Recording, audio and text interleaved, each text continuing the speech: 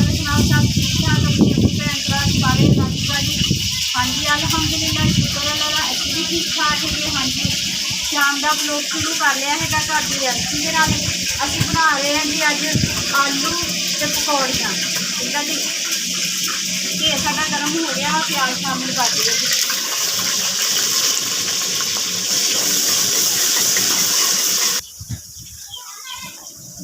हाँ जी मेरे भैन भराओ जिस तरह के कल मेरी बेटी आई थी माशाल्लाह बच्चे आए है रहन वास्ते। ठीक है जी तो गोश्त गोश्त बनाया सी, बिरयानी बनाई सी, टिक्कियां टुक्कियां बनाई ते गर्मी के नाल मत्त वजी पई है, कोई चीज़ नहीं खाई जाती है।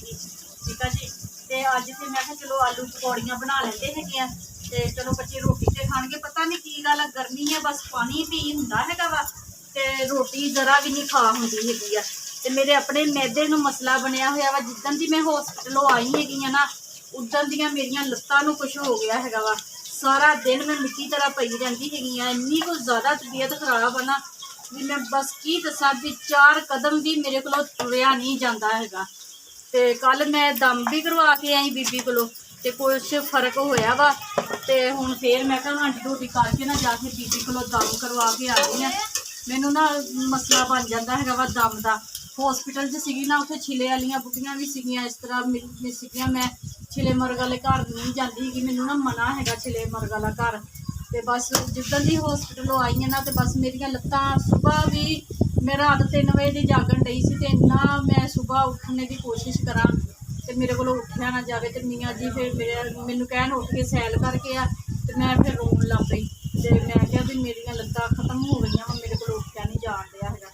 फिर बच्चों ने भी मियाँ जी ने भी लत्तां मेरिया दवाइयां दबूइयां तो फिर मैं उठ के ना फिर बच्चों मैं नाश्ता बना के दिता। तो हुण भी बस मैं पई सी सवेर की 2-3 बारी मैं नहाई हैगी हाँ तो हुण बड़ी मुश्किल उठ के आई ही भी हांडी रोटी करना है तो लोग भी बनाना हुंदा वा।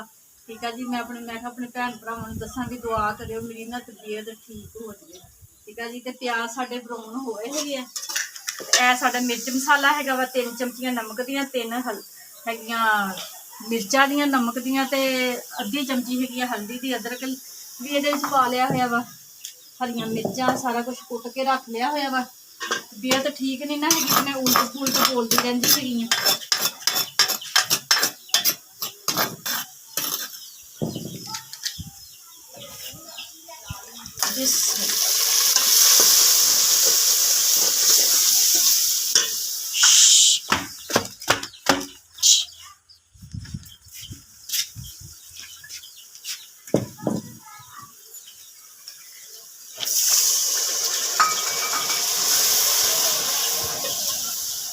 हाँ जी तकरीबन ना 5 मिनट असी मसाले की भुनाई करनी है अच्छे तरीके दे नाल। ठीक है जी पानी का छट्टा लगाता है, मसाला भुजेगा तो फिर असी आलू के पकौड़ियाँ शामिल करते हैं। A few moments later.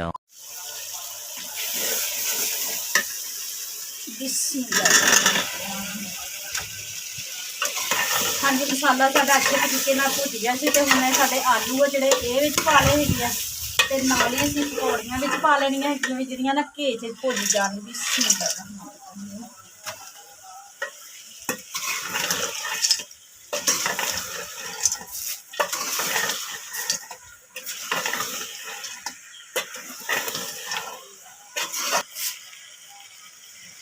हाँ जी 2-3 मिनट ना असीं भुनना हैगा वा आलूआं नूं भी ते पकौड़ियां नूं भी घे दे विच ते फिर असीं ना पानी पाउणा हैगा।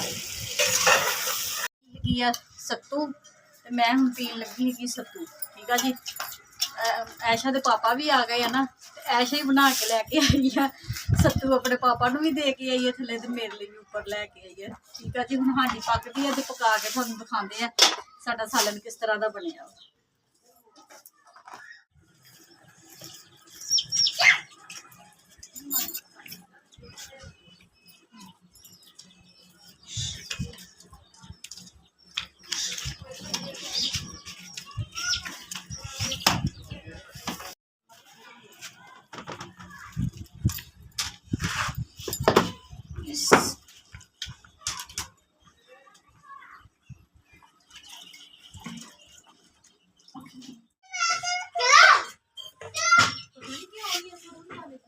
हाँ जी मेरे भैन भरा सालन साडा बन के तैयार हो गया वा। तो यह गर्म मसाला वा पीसिया होया ਇਹ ਸ਼ਾਮਿਲ ਕਰ ਦਿੱਤਾ ਵਾ, ਇਹ ਸੁੱਕਾ ਧਨੀਆ ਵਾ, ਇਹ ਸ਼ਾਮਿਲ ਕਰ ਦਿੱਤਾ ਵਾ।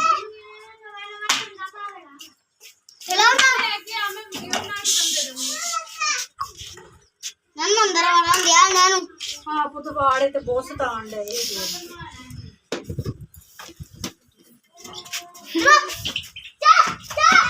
ਦੇਖੀ ਮਾਰਨਾ ਤਵੀਂ ਡੰਡਾ ਸਿਰ ਚ ਮਾਰਿਆ ਵਾ ਹੋਵੇ ਤੇ ਮਰ ਜਾਣਾ।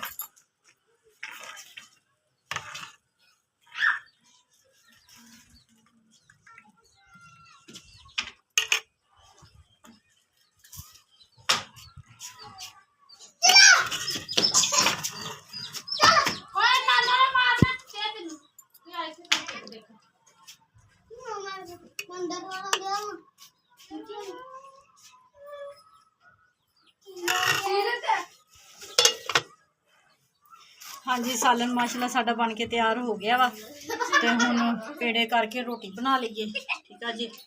ਤੇ ਮੇਰੇ ਭੈਣ ਭਰਾਵਾਂ ਨੂੰ ਸਾਡਾ ਅੱਜ ਦਾ ਵਲੋਗ ਅੱਛਾ ਲੱਗਿਆ ਵਾ ਤੇ ਲਾਈਕ ਕਰਿਓ, ਸਬਸਕ੍ਰਾਈਬ ਕਰਿਓ, ਘੰਟੀ ਦਾ ਬਟਨ ਲਾਜ਼ਮੀ ਦਬਾਇਓ। ਠੀਕ ਆ ਜੀ। ਆਪਣੀਆਂ ਦੁਆਵਾਂ 'ਚ ਮੇਰੇ ਭੈਣ ਭਰਾ ਯਾਦ ਰੱਖਿਓ। ਮੈਂ ਵੀ ਆਪਣੀਆਂ ਦੁਆਵਾਂ 'ਚ ਆਪਣੇ ਭੈਣ ਭਰਾਵਾਂ ਨੂੰ ਯਾਦ ਰੱਖਦੀ। ਮੇਰੇ ਭੈਣ ਭਰਾ ਜਿੱਥੇ ਜਿੱਥੇ ਵੀ ਰਹਿ ਰਹੇ ਆ ਖੁਸ਼ ਰਹੋ ਤੇ ਸ਼ਾਦ ਰਹੋ ਤੇ ਆਬਾਦ ਰਹੋ। ਹਮੇਸ਼ਾ ਹੱਸਦੇ ਤੇ ਮੁਸਕਰਾਉਂਦੇ ਰਹੋ। ਆਪਣੀਆਂ ਦੁਆਵਾਂ 'ਚ ਯਾਦ ਰੱਖਿਓ। ਠੀਕ ਆ ਜੀ।